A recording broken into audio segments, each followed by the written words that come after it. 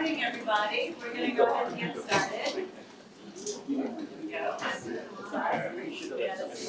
Here. All right. Those of you in the hallway, you are now have to sit in the front row. That's what going to be the last one in the room. Come on in, everybody. So thanks everybody for being here on this momentous occasion. I'm so excited. A couple of things. I got to mention the weather, right? So here we are, and we had planned this event. I think it's October, and then there was a conflict, and in December, and then we said no, we're going to do it when there's nice weather. So when Liz called me like a week and a half, 2 weeks ago, she was tracking the weather, and she said, it's going to be snowing and blowing 40 miles an hour. And I said, no, it's not. The weather's never right. And that was 2 weeks ago, and she was right. So anyway, we will not let it dampen our spirits. Specifically because of the weather, this was going to be an outdoor event. I imagined birds and flowers and kids running around. It was going to be wonderful. But I want to, in that context, specifically thank Liz Trotty and our marketing team who and the property team, who I'll talk about later, turned on a dime, brought us all inside, and made an event like this happen. I usually say that for last, but thank you guys for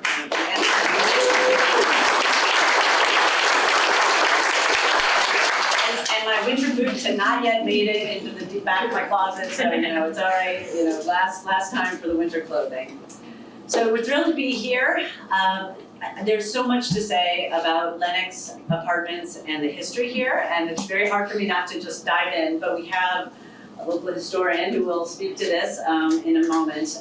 But this is an incredible property, an incredible achievement, an incredible set of partnerships, and you'll hear all about these from all the folks here up in front of you.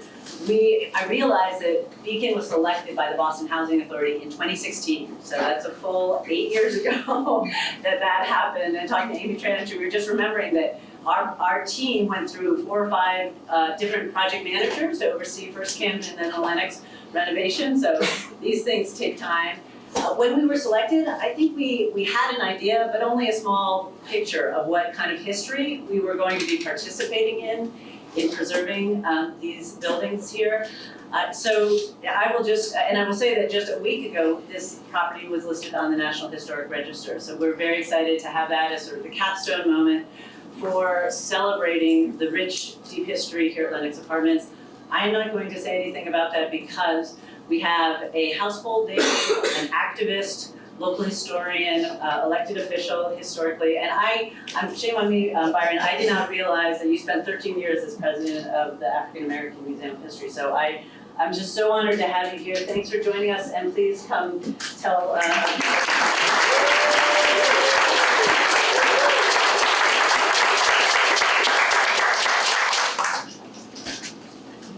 It's so good to be with you. I want to just say how much I share with all of you the remarkable rehabilitation of this historic project.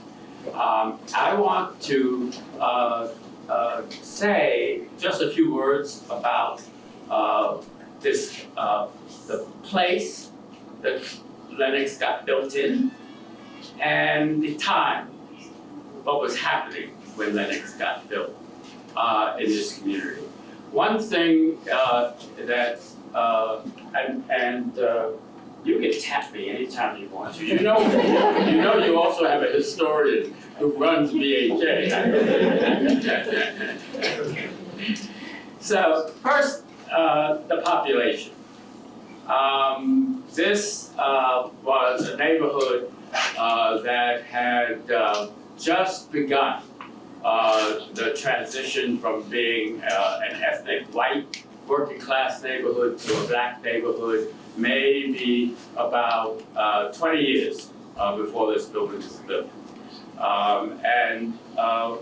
When we talk about this building, we talk about 1939, 1940. I think it's important to understand that that Boston in 1940 was big. It was actually bigger than it is now.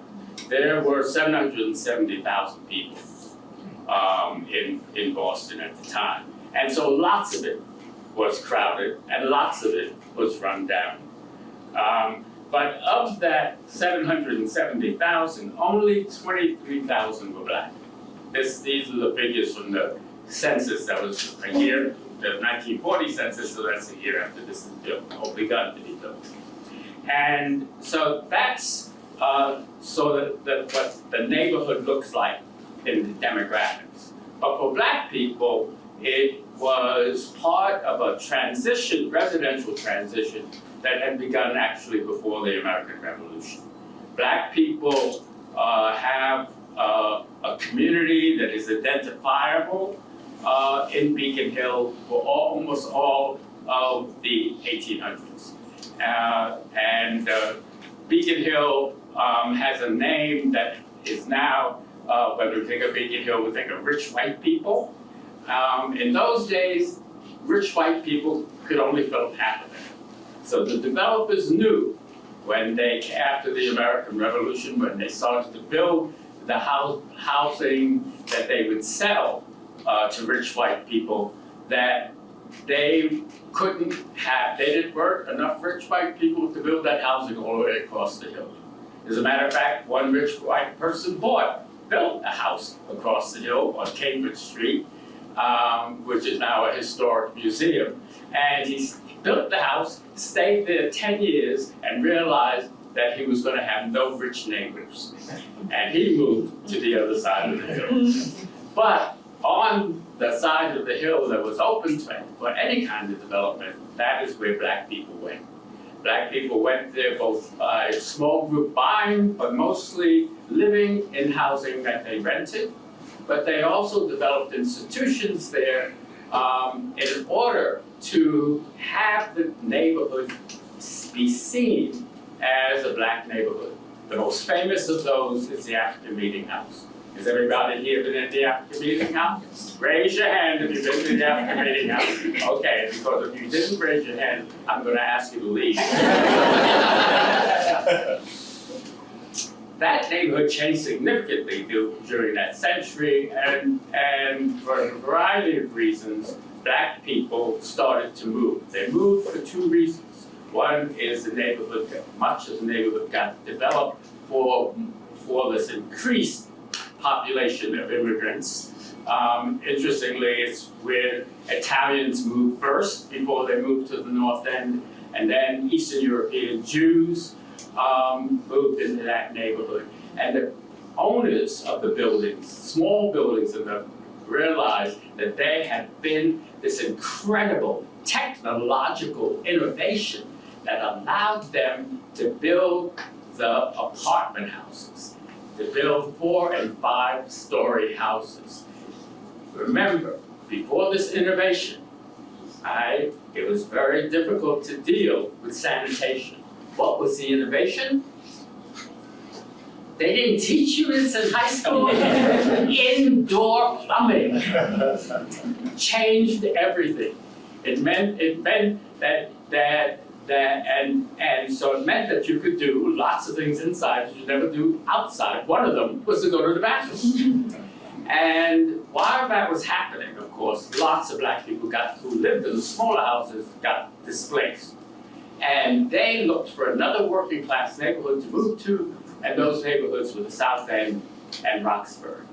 It's hard to imagine, but when they started moving, the South End looked like it does now, but the people were poor and working class, right? Those rich people had what should happen to most rich people wouldn't have heard, is have a depression. Depressions are great for poor people. We think depressions are terrible. No, only terrible for people who where you can't make any significant changes for them. When this building was built, we were in the midst of a depression. And in the midst of that depression, we had a very progressive administration, the Roosevelt administration, who wanted to experiment with how to keep poor people at least have some chances, if not advancement, chances of not starving to death. And they began a whole bunch of programs. One of them was the most brilliant program the United States government has ever created, and that's public housing. Every time you think of public housing, think of this brilliant idea that got corrupted over subsequent years. But here was the United States government building housing for poor people. No government had ever done that before in the United States. And when they were building that housing, they had to deal with a whole bunch of problems, but one of the problems they had to deal with was the reality of segregation. Of course, they didn't see it as a problem. I mean, when you read about the city and how black people were treated in the city, you realize that it was just assumed that that's the way it was going to happen. And so when public housing started to be built, the decision was, oh yes, we should have housing for colored people, right? Just for colored people. And all the other people will have their own housing, all the white people will have their own housing, and we'll have housing just for colored people. Now, where do you want to put that? Well, let's put it in the neighborhood where the colored people already have started to move, and that neighborhood is this part of Roxbury. It's a part of Roxbury on the south end that has always been confusing to where you were, no matter when you were here, right? So technically, this is the south end. And the boundary with Roxbury is just 2 blocks away. But black people who were living here always said, hey, they would just choose. They say, oh no, I live in the south end. Or then someone would argue with them and they say, oh no, you're 2 blocks from Mass Ave, so you must be in Roxbury. So from their point of view, this development was built on the boundaries of those 2 places. We can go into, and everyone should, read about that history of segregation in the city, how it defined the city until the late 1960s. But it started with what the segregation that was going on around, that was supported by the government, that was going around public housing. What's interesting about this development is that the Boston Housing Authority, what was it called then? The Boston Housing Authority decided that they wanted to make this good housing for colored people, and they also wanted to point out that black people were good people, and they had done stuff. And so in about a year after this building was constructed, they decided to name the courts in the building. And the head of Boston Housing Authority, I think then was John Green, and he made a big announcement about this. I'm not sure who decided on the names for the courts. So, name a court. Trotter, everybody knows that's right. So Trotter is obviously the most famous of the people. He and all of these people had just recently died. So none of these courts are named after anyone who lived in the project, because the project was not here when they died, but they all died about within 10 years. So at what? There were people who knew these people. And Trotter, of course, was the editor of the Boston Guardian and was the outstanding black activist in Boston for the first half, for the late 19th century and until he died in 1934. He actually lived down the street. And then the other person, what's another one? Titmus. Hmm? Titmus. Titmus! How many people know who Titmus was? I had to look him up.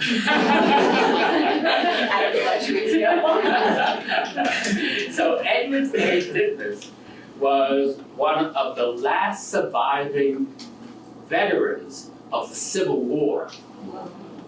And so he was very active with other survivors of the Civil War and had and organized and helped the veterans, black veterans in that war.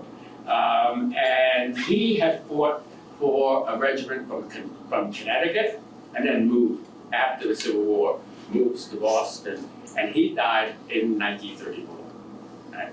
I just found a picture of him because there's a picture of him in the Globe with a group of the oldest veterans from the Civil War, and there he is. And then finally, who's the fourth? Third? Latimer, right. Andrew B. Latimer. And Andrew B. Latimer was just this wonderful doctor that everybody who had any experience with this black doctor loved. And so it was not unusual that he should have a space named after him. Now, have we done this? Does everybody have their first name on the sign? On the courts? Yeah. I don't know. I think all the courts should have some place with their first names and a little thing about them. They don't have to invite me.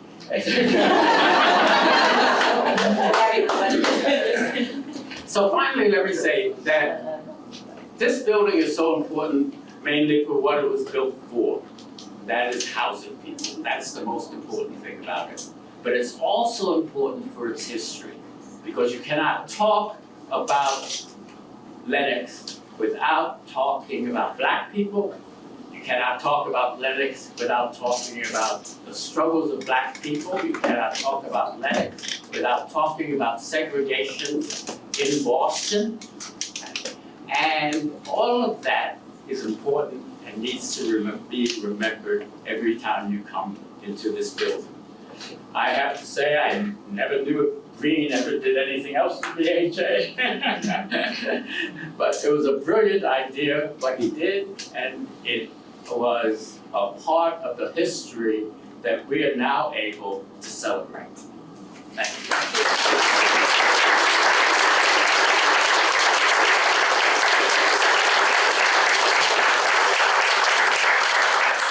I don't know what the rest of you have. You can just call it a day. This is by far and away my favorite ribbon cutting we have done so far. Thank you so much, Byron. That was amazing. Next I want to welcome the leader here in Boston, our Mayor Michelle Wu. She's been in office since 2021. She has, over that period of time, proven herself a dedicated advocate for affordable housing, for social justice, for transportation, sustainability. It has been an amazing few years. We consider the city such an incredible partner, all of your team. We couldn't do projects like this without you, and it's just such an honor and privilege to work in Boston and have you be a partner of ours. So thank you, Mayor.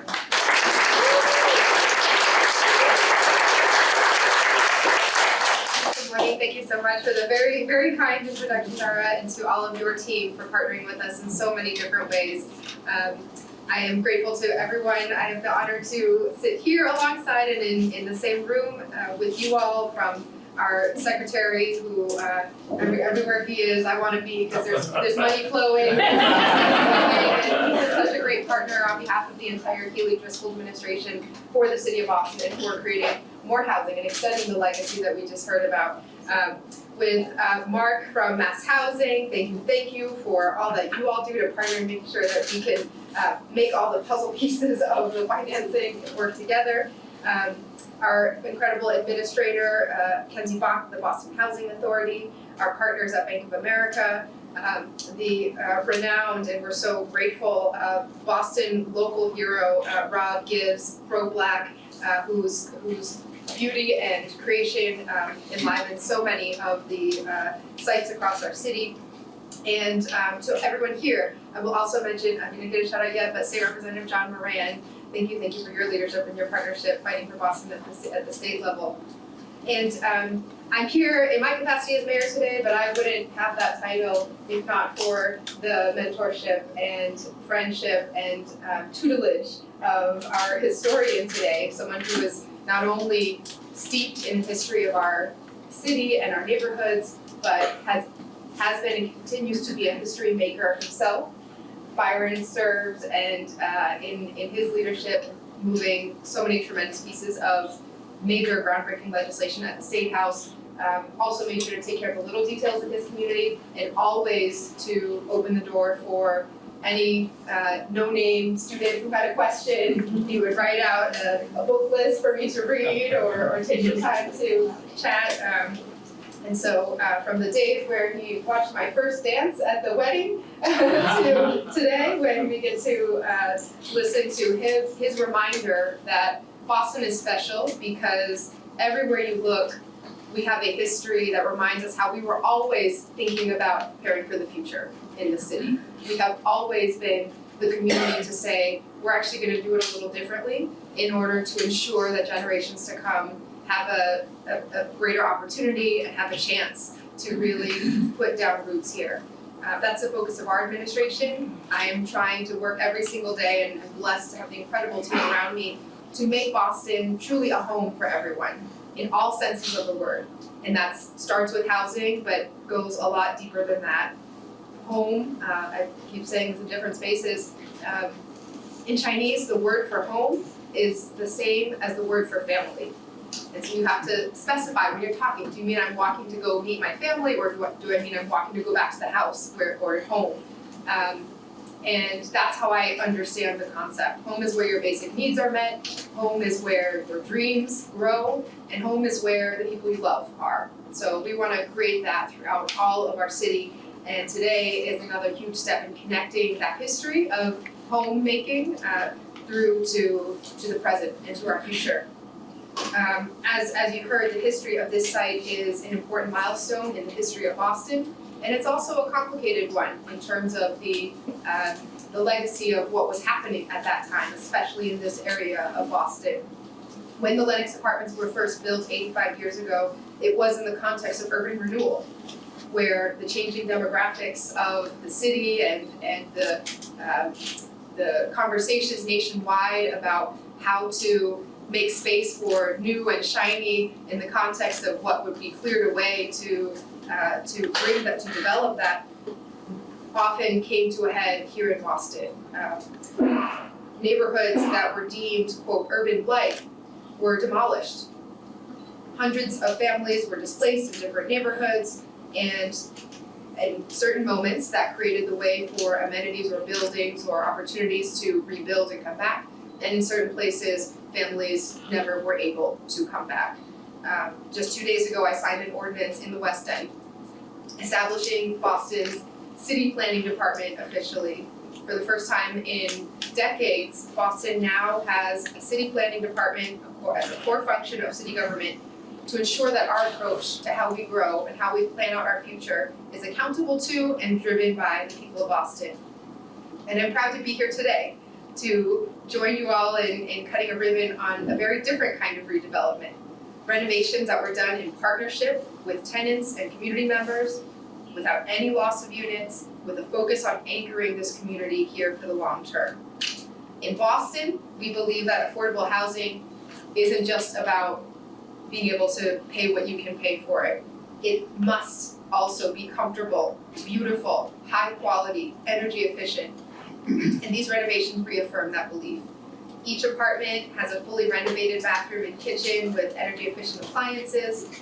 And in line with what residents said they needed most, every apartment now has its own in-unit washer and dryer. And the spaces that make the Lenox Camden the community hub that it is have also been renovated. The new community center now has a dedicated office for our resident task force here, a computer learning center, a community room, music room, and fitness center. And there's a new playground and water play area for our littlest residents as well. And since we know that as an environmental justice community, Roxbury feels every day the deep impacts of climate change, the renovations here also ensure that we are moving forward on our goals to have a more secure future for everyone. With highly efficient solar-powered boilers in each building, a tighter building envelope with new windows, insulation, and air sealing, Lenox Camden will help the city meet our goal of reducing Boston's carbon footprint and creating an environment that is clean and safe and healthy for all of our residents.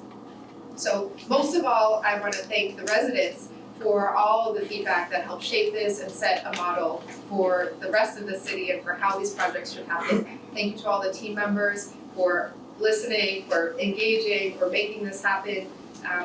We've been proud of the city to partner, and we look forward to continuing to invest in affordable housing that meets all of these goals.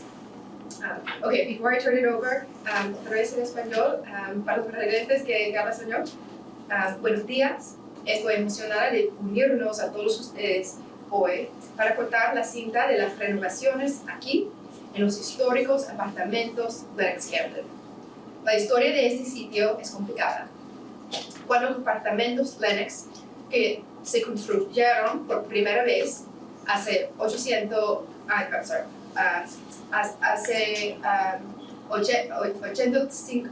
años, lo hicieron en un contexto de renovación urbana, cuando se demolieron barrios considerados asolados, desplazando a cientos de familias. Hoy estamos aquí con un espíritu muy distinto.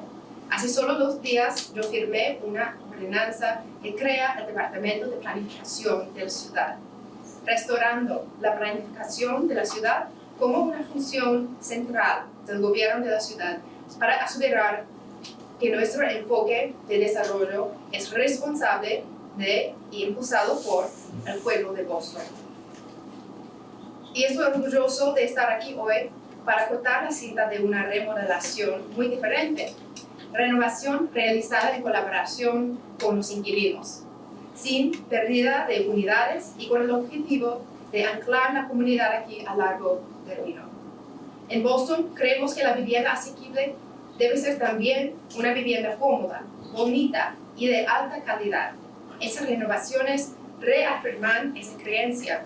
Cada apartamento tiene un cuarto de baño y una cocina totalmente renovados, con electrodomésticos de bajo consumo.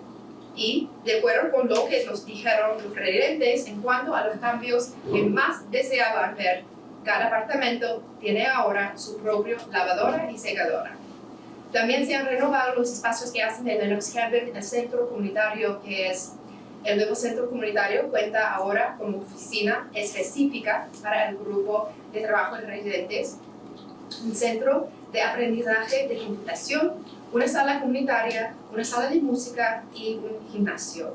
Y también hay un nuevo parque infantil y una zona de juegos acuáticos para los residentes más jóvenes. Y como sabemos que, como comunidad de justicia ecológica, Roxbury siente profundamente los impactos del cambio climático. Me siento orgulloso de decir que las renovaciones hacen que Lenox Camden sea aún más energéticamente eficiente. Quiero dar las gracias a todos los residentes por sus comentarios y su paciencia a lo largo del proceso de renovación. Y nosotros en la ciudad esperamos seguir invirtiendo en viviendas asequibles que protejan el medio ambiente, conecten nuestras comunidades y cubran las necesidades de todas las familias. Gracias. Thank you so much, everyone.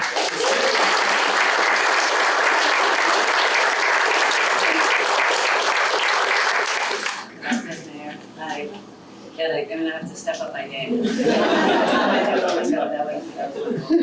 For sharing influences. So I also wanted to thank the district council. I don't think we have any city councilors here, but Tanya and Fernando Anderson, as well as Henry Santana, Julio Vieja, and Aaron Murphy, as well as Lucy Eugene. So we're very grateful for the leadership at the city council around. Oh, hi! Hi! Just want to say that I'm present on behalf of Councilor Fernandez Anderson. Thank you everyone for being here. Thank you so much, and thank you for the leadership. So next we have a key partner here in the Commonwealth, one who we are just thrilled to work with day in and day out, as Mayor Wu alluded to. When the governor created the Executive Office of Housing and Livable Communities, there was no one happier than Beacon. This was long overdue for the Commonwealth to elevate the issue of housing affordability, production for everyone throughout throughout this fine state. And when Ed Augustus was appointed to that position, he has proven himself up to the challenge. I know he's crisscrossed the Commonwealth. He's already been at events this morning, and we are just so thrilled to have him leading the Secretariat and promoting the housing that we really need to have this state be as welcoming a place and a great place for everyone to live. So welcome, Secretary.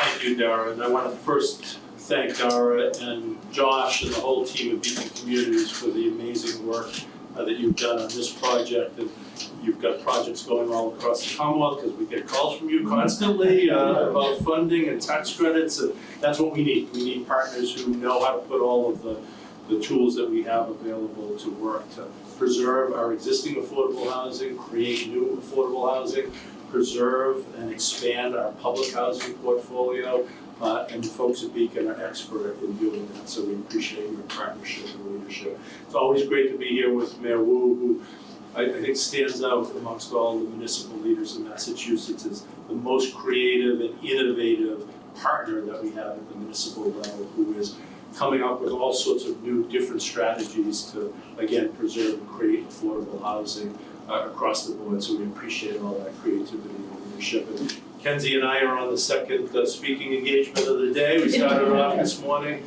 together, and Kenzie's a great leader of the BHA, but also a great kind of thought partner with us as we try to craft different strategies and approaches this work. So thank you, Kenzie, for all that you do. And Byron is an old friend of mine. We served in the legislature together 20 years ago. And when we were fighting for marriage equality, when marriage equality first came to us through the SJC, and we weren't sure we were going to keep it, there were a lot of debates and constitutional conventions, and I was proud to follow his lead in saving that important kind of milestone in the civil rights March for Marriage Equality. So I want to acknowledge that.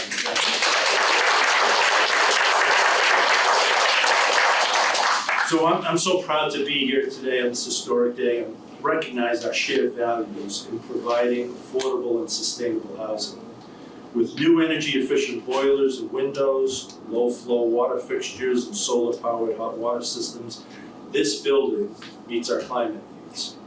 With rehabilitation and preservation of nearly 300 units of affordable housing, this building meets our housing needs. With the commitment to housing our low-income families, this building meets our community needs. The Executive Office of Housing and Livable Communities is proud to have contributed low-income housing tax credits, both state and federal historic tax credits, to help make this project a reality. As has been mentioned, everyone deserves a home, and a home that they love.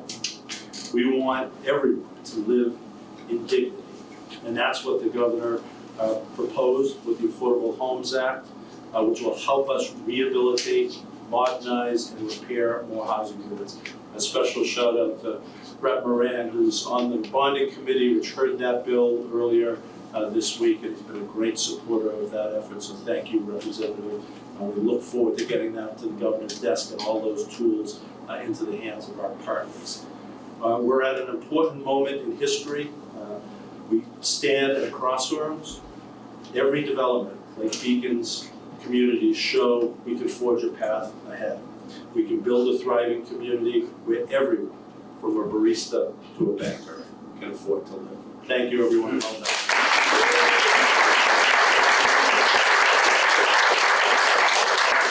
Thank you so much, Secretary, and thanks to your whole team, Kate Racer, Rebecca Crawley, and the whole team over at EOHLC. Still trying to get used to that, but it's an incredible team, and we feel really grateful to be able to provide the housing and work with them every day, day in and day out. Thank you, Representative Moran, for being here. I don't know if we have other state representatives here, but I do want to shout out to Representative China Tyler and State Senator Liz Miranda. We may not have them here, but obviously the state leadership that we have here in the Commonwealth is phenomenal, very committed to affordable housing, and we're very excited about the bond bill. And of course, Congresswoman Ayanna Presley, who also represents the district. So this is a very well-led district, but well supported. We're excited to be part of this neighborhood. Our next very critical partner in the success of developments like this requires a lot of resources and problem solving, creativity, strategic thinking, is Mass Housing. And we're proud to count ourselves one of Mass Housing's largest clients, partners, borrowers in the state. Beacon has about 9,000 apartments in the state of in the Commonwealth of Massachusetts, and 3,000 right here in Boston, and about 1,500 right here in the immediate neighborhood. So we're thrilled about the partnership with Mass Housing. Mark Teaton has been a great partner since he joined Mass Housing now, was it like 6 years ago? He's a tremendous leader, and Mass Housing is the top of the top when it comes to housing finance authorities, and we speak with experience. So Mark, thank you so much to you and your team.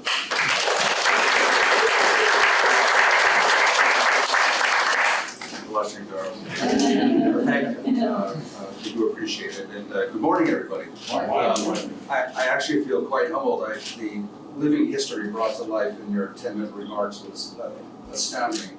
Not only for what we learned, I just was also sitting wondering why you don't teach. And, where were my history teachers to your standard? Thank you. So on behalf of Mass Housing, I'm very pleased to be here.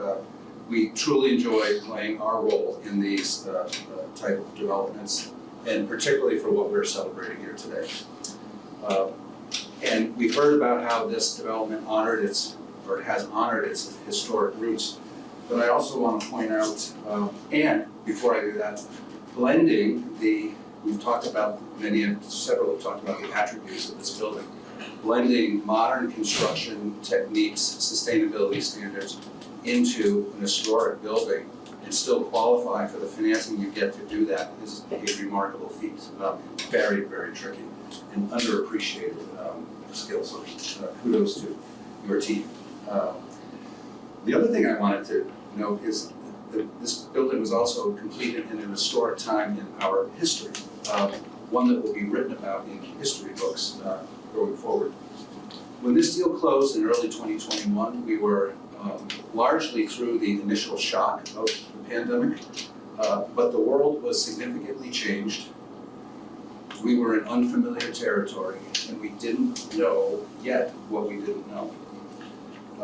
Many of the agency's developments that were done during this time experienced some form of either budgetary or schedule setback. Yet Beacon and its development team managed to bring this development on time and within its original budget. It's hard to describe how difficult that was and how amazing that was. They're our largest borrower, but we financed many, and they were really unique in doing that. So really congratulations to you and your whole internal and external teams. As I noted, we're always pleased to play our role in these developments, which bring our mission of confronting the housing challenges facing the Commonwealth to life.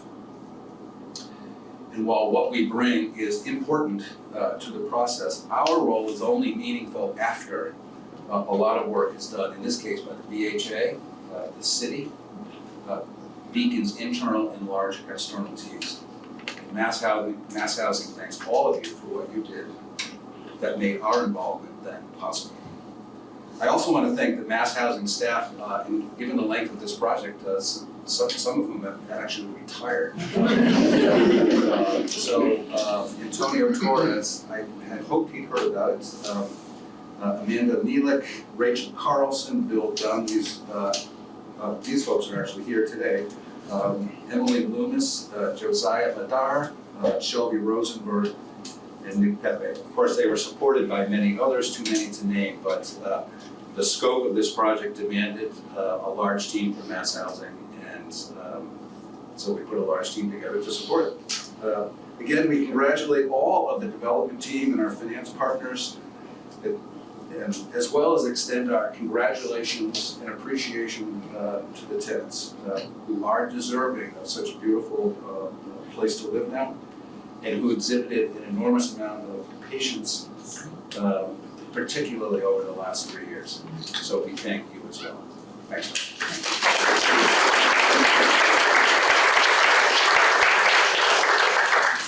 It is worth saying, given the scale of this development, this required a lot of creativity, and your team was certainly up to that. I remember us talking about how to fit our bonds into the 36 or 30-month window, and just breaking it into 2 different financial transactions. And it took a lot of work, and it was amazing that it all came together, and everybody worked so hard to bring it in on time and budget. We were very thrilled with that outcome as well.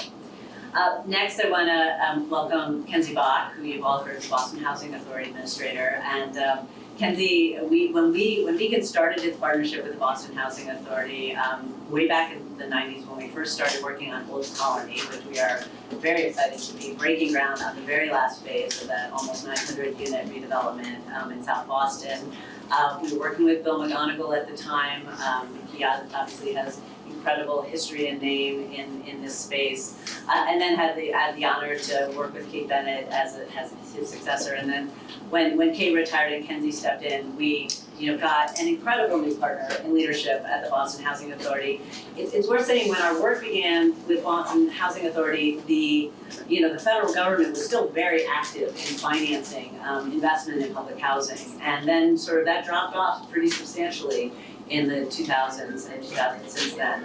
And the Boston Housing Authority has just kept at it, creatively coming up with new tools, working with partners across Boston, and just having such a huge impact. So, Kenzie, it's been a pleasure. Please share your words.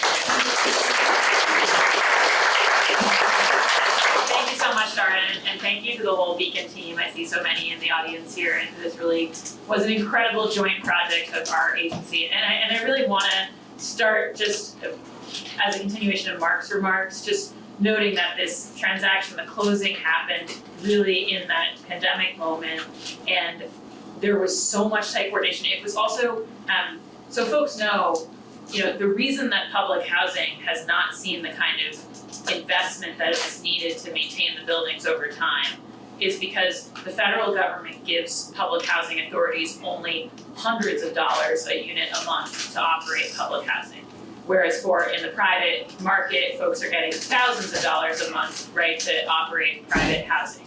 And that's also what our voucher program provides. And so the key thing for when we do these projects, we want to do an incredible renovation like this, but we also want to make sure that we're going to be able to maintain them for the long term. So what this kind of project entails is actually flipping from a public housing base to a project-based voucher base, which it's the same idea that we keep these physical, long-term, affordable units, but it gives us that thousands a month to operate and maintain them properly.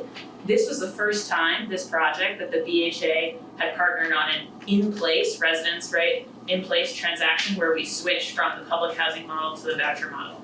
That's completely essential to the long-term sustainability of these communities and making sure they actually get the investment that they deserve, but it's very complicated. And it was very complicated to do for the first time, and if you add on top of that a pandemic, it was kind of insanely complicated. And so I just really want to shout out the teams that made that happen. So we've got Nancy Otero, the admissions team, Lauren Miller, who I see in the pink blazer in the front, was just a completely core person figuring this out. We just had a key member of our team, Barbara Sheeran, retire last week, who was critical. Gail Livingston, my senior deputy administrator, was really, really key. Angela Marcolina, who does legal on our leased housing side. There was just a lot of problem solving here. And then on our real estate development side, Joe Bamberg heads our team, and then Amy Tran, who is sitting behind the representative, was really like our keystone person here, and just like worried this project along week to week, and just for so long and for such an extended period of time, and worked. I think we don't have Jasa from Beacon here today, but I think there was like just a real synergy between the teams, just problem solving. And this is the stuff that doesn't always get talked about at the ribbon cuttings, and it was completely essential work to make this happen. So I just really want to thank the whole BHA team that brought this to fruition, because I am in the funny position, this is what happens when it's your first year in a new role, of cutting other people's ribbons. And I'm very grateful to my predecessor, Kate Bennett, to my predecessor, Bill McGonigal. Both of them were great mentors of mine, but both of them would be the first to say that they had incredible teams behind them. And so, this project, that transition of subsidy platform, the historic tax credit aspect of it, The fact that we did it building by building, which, you know, there are great complexities to doing a project like this on a rolling building by building basis. It's much more complicated to have a lot of people still living on the site than it is to clear everything out and do all your work at once. But it has enormous human benefits. What happened here at this project was that the only building where we had to start with off-site relocation was the first one.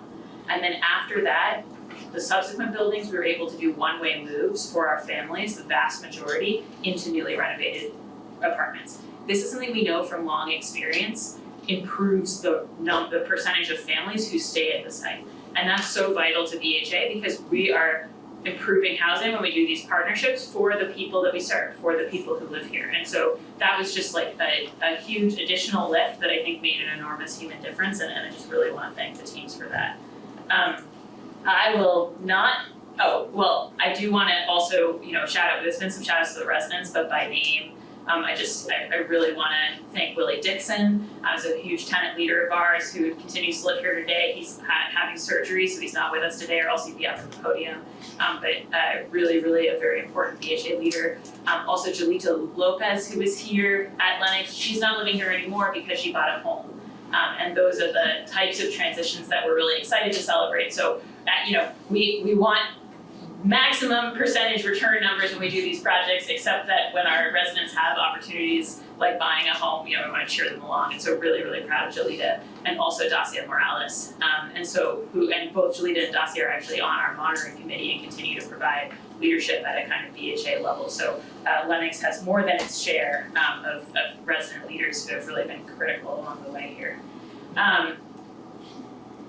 Byron already did the history, so I will not put my historian hat on, except to say that the reason I think that it is useful to be a historian and to run the Boston Housing Authority is to remember sometimes that everything old is new again. Public housing was for a long time talked about in this country like an idea of the past, like a set of dinosaur institutions that were passing away, that were sort of awkwardly and embarrassingly still with us. And yet, here we are in a growing city that's growing back to that 800,000 person mark, and we are finding the exact same thing that our predecessors did 80 years ago, which is that if you want to anchor people from all walks of life in the city, you have to have a public role in the creation of housing. There is no way around that. And so we find ourselves recommitting to public housing, as Byron said, as an idea and as a reality, right, that anchors our communities. And you know, the mayor announced our State of the City earlier this year that our objective at the Boston Housing Authority is to build the 3,000 additional fair cloth units that we're authorized to have by the feds over the next decade. That sounds really ambitious. For the majority of the BHA's history, we built thousands of units a decade. That was what we did. And we went out of that business in 1983, and for 40 years have only done redevelopment of existing units. But our challenges are very similar to the challenges of our predecessors. It's not rocket science. People need places to live. It's a core human need. It's not something that we can allow to just be subject to the boom and bust of the market. And so, you know, I think of this here today, you know, when we reinvest in a property like Lenox, what we're saying is, yes, we continue to need this. And I think that the corollary holds as well, which is we continue to need more of this. And so we really look forward to doing that in the years ahead.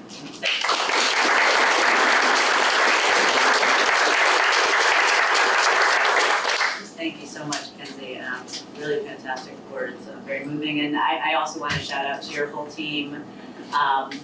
Amy, Joe, the whole gang, Dana and Nancy on the development side, you guys have been amazing to work with, and then your leased housing team is fantastic as well. We actually took over management of Lenox before it was ready to start construction. We did the same thing at Old Colony, and going through transitions like that, you really have to be aligned with the management side, and Gail and her whole team has been really tremendous, and really enjoy working with them.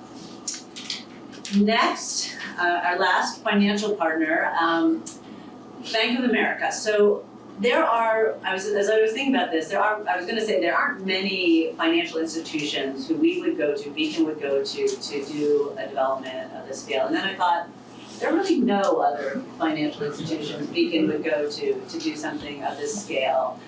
When you add the number of units that we have here, the investment on the construction side, the historic tax credits, both at the state and federal level, the housing tax credits, the construction lending, all the complexities of that, breaking it into 2 phases. There really wasn't anyone who was up to the job like the Bank of America team. I'm really thrilled to welcome Maurice Coleman here, our SVP of Community Development. Thank you, Maurice.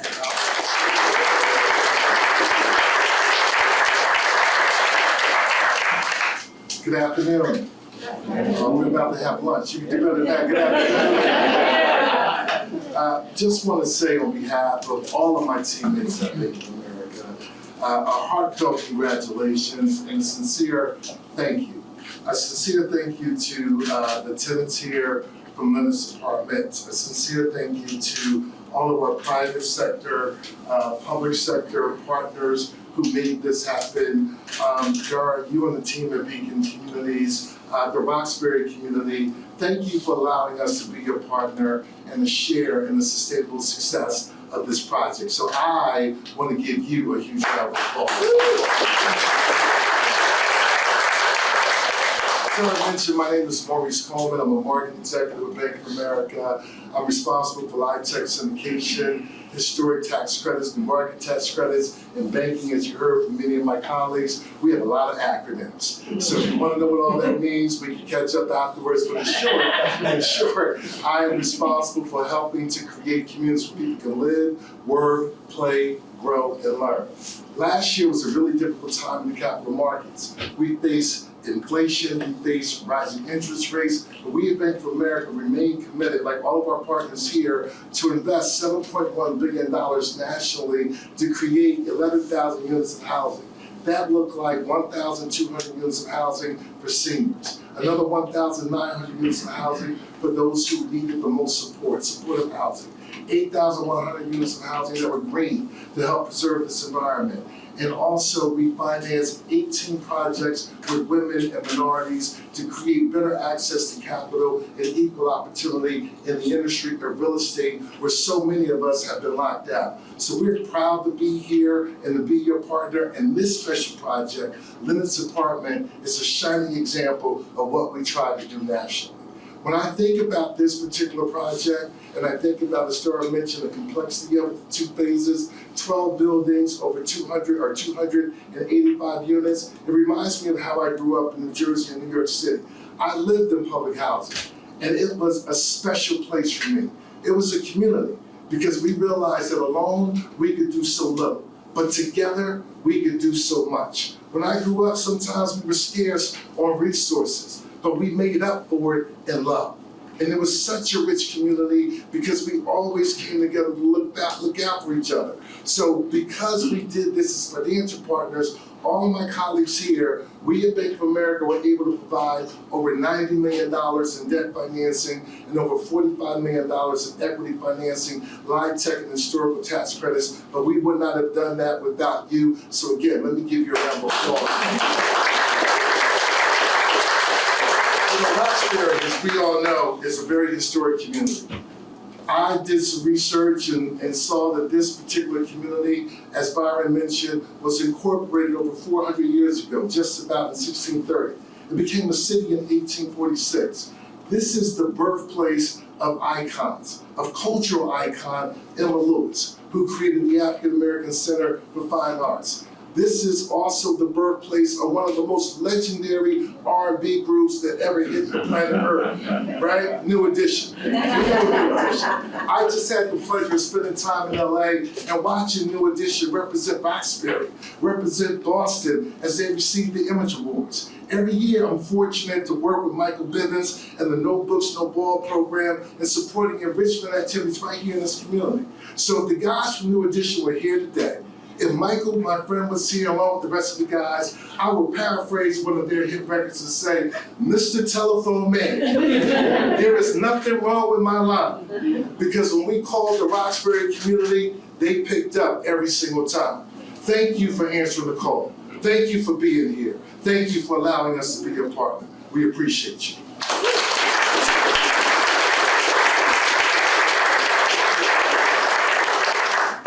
All right, you just took it up a level with that. New addition. That's fantastic, Marie. Thank you so much. So before we get to our last speaker, it's also worth mentioning the Mass Historical Commission obviously was partner here in designating this property and providing the resources. Blue Hub is also, I don't know if we have anyone from Blue Hub here, but was a huge financial partner in helping to bridge the tax credits. And I want to recognize HUD.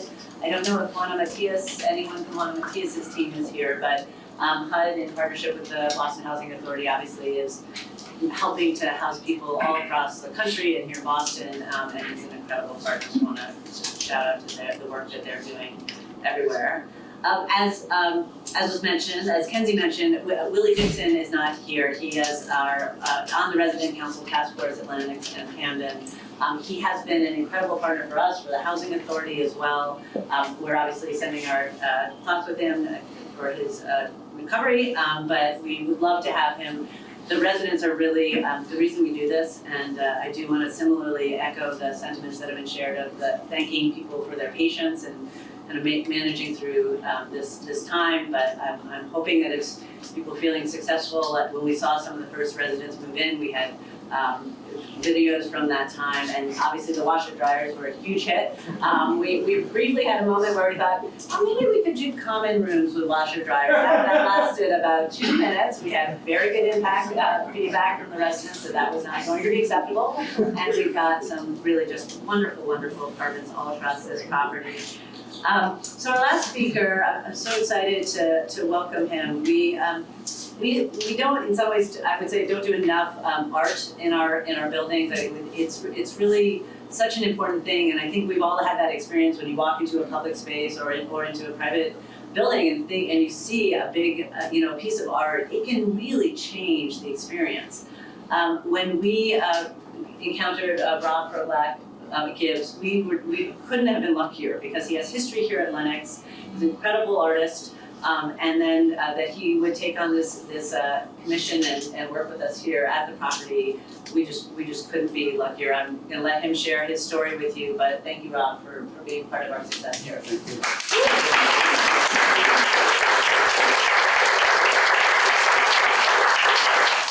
Woo. Good afternoon, everybody. How's everyone doing? That's what I'm talking about. I've never been to such a quiet celebration. We stand in front of you as residents who grew up in this neighborhood. All right, we are Lenox Street kids that are now grown men. Proud, very visual and loud in the direction that we've been taking in the city. And to echo and to stand on top of a lot of historians, and just knowing how historic this building is. What used to be the rent office is now a community center, right? And we've had countless amount of experiences on painting on the outside, practicing our craft, and now say, yo, we're in the building. Right? There's a significant story that we could go into that'll take a whole lot of time, but I don't want to jump into that. I just want to get to the point where there's a certain responsibility that we've gained from coming up and having a skill set that the city's paying attention to now. There's a lot of us that walk around with a chip on our shoulder that how come we'll look past or over when it comes to contributing to our communities and cities. We didn't have time to have that be our complaint. We just did something about it. And doing something about it gave us the attention that happened to, come across the email and be a commission here, full circle. It's funny how the universe works, right? But everything has a purpose, and everything has a reason. And when I got called upon to come to do artwork to contribute to this community center, I thought, well, let me bring a friend of mine on who got me into what I'm doing right now and what we do together. So to tell the story of the past, to represent what's happening in the present, and invest into what's going on in the future. We did a piece that's in the hallway, that's an install, that's a photo that he's created when he was 13, 14 years old. All right. For all the murals and activations that I've been doing around in the nation, I've always talked about Roxbury with a sense of pride. They'd be like, oh, here come this guy from Roxbury. What Roxbury you from? I'm like, yeah, the Bobby Brown Roxbury. it's very significant that this is what I would call the equator, with people that have an argument over what's Roxbury, what's Lower Roxbury, what's the South End. But it didn't matter because we was all from the same place, the same sense of pride. And I think with the work that has been happening and going on, it's just been a reflection of like, you know, all the light that I've been around. To get called upon to do a mural that was in Dewey Square, everybody called that the face of the city. And I was like, well, let me put a image on it that points you to the heart of the city, where we from. So to be able to contribute in so many ways where we curate the city with these stories, with these narratives, to bring everybody back on this side. I want to say the asterisk at the end of that, not the end, but the beginning of a new chapter, was us to do this the significant piece that's in the hallway. I don't want to take up too much time and talk about it, but Damon, is there anything you want to say about it? Hello, my name is Damon Butler. My grandmother was a longtime resident here, Julia Butler, for which the community center is named after her. She, from now what I understand from Mr. Rushing, is that she pretty much moved in here about almost 20 years after it was built. So she lived here till she raised her girls, and then she raised her grandchildren, myself, as well as some of us here in Lenox Project. So there was a lot of pride for myself, for us, and to Rob's point of being able to bring it full circle. She raised us. She loved this place. She fought for it tooth and nail. She accepted no shorts. If people were not right about what they were doing, she was the first one to just kind of walk in and just kind of give you this stern eye, and everyone just like, all right, I'm sorry, Mr. Butler, I get it. She would always ask me to help her out with the community efforts that were going around, whether it be some face painting that would happen in the middle there, down the Lattimore Court, or whatever it is, just to help out. And to be able to continue this help. Long after she's passing, long after her community center's gone up, to be able to continue that legacy with Rob, to have our work now displayed in the place where we grew up, and to continue that our pride, to show our pride and show our love for this place. It's just, it's humbling, it's awe-inspiring, and I'm grateful to have that opportunity. Especially to be able to paint with, my dear friend. We grew up here at, we've seen the 80s, we've seen the 90s. Yes. So to see it, the transformation around here, from what it was to what it is to where it's going, is very much a humbling. Thank you to all that are involved. Thank you to your continuing vision to continue to give people such as myself the opportunity to have a voice, to have a place over our heads, a comfortable place to live, to have a beautiful community. I always think to myself, I wasn't rich, but I had a wealth in community and in culture, and that has led me, through a lot through life. So it's from being able to lead other young people into understanding that where they come from is extraordinarily important. Don't forget where you come from, but never lose on the sight of where you're going. And I feel like that's what's happening here. And so, thank you very much to everybody involved. And we appreciate it.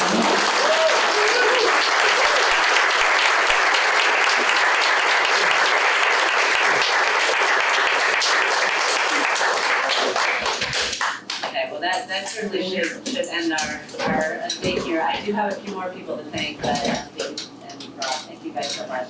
We are so honored to have your art in this place. It's very meaningful, and it will touch so many lives for so many decades to come, so we are thrilled to have you. Just a couple of other recognitions I'd like to shout out. You've heard that Jason Felice is not here. She was we think the sixth of 6 project managers who finalized this property. She is home. She's not too far from having a baby. I don't think she would mind me telling you. Oh, you're on the phone. Oh my God, I didn't know she was live. Hi, Lisa. We're over here. So when she was deciding, the weather was gonna be bad, she was deciding between whether or not she could come or she should stay home. She said, I had to choose between my two babies. Like I got my personal baby and I've got my work baby, and this was a property that she finished off. I would absolutely have to also recognize someone who is a huge component of this delivery. Ms. Gina Martinez, would you please stand up?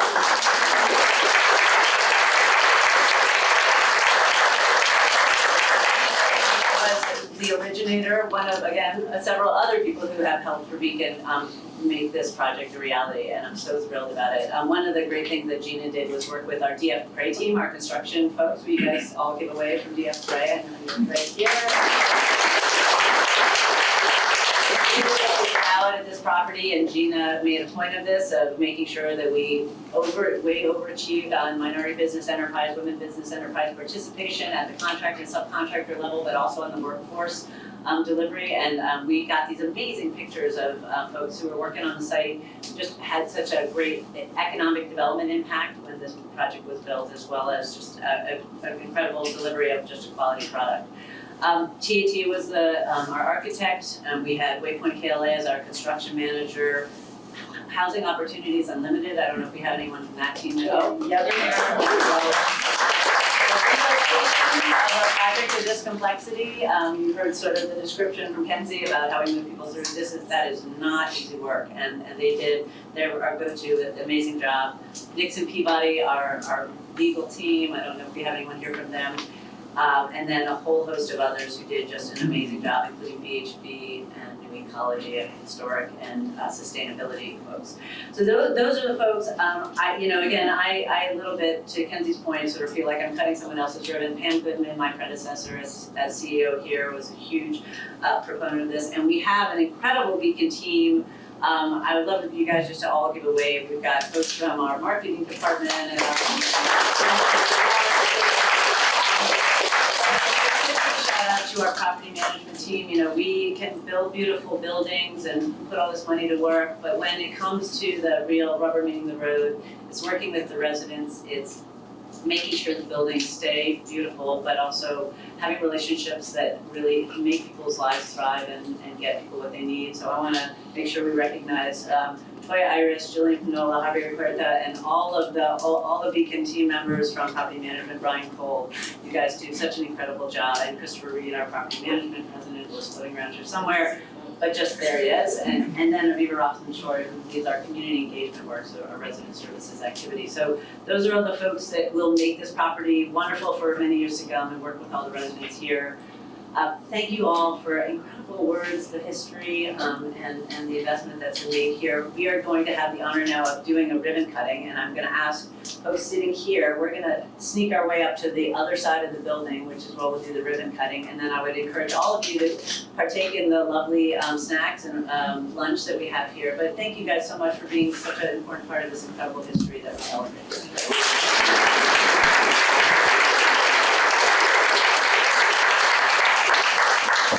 All right, will you guys come with us? 1, 2,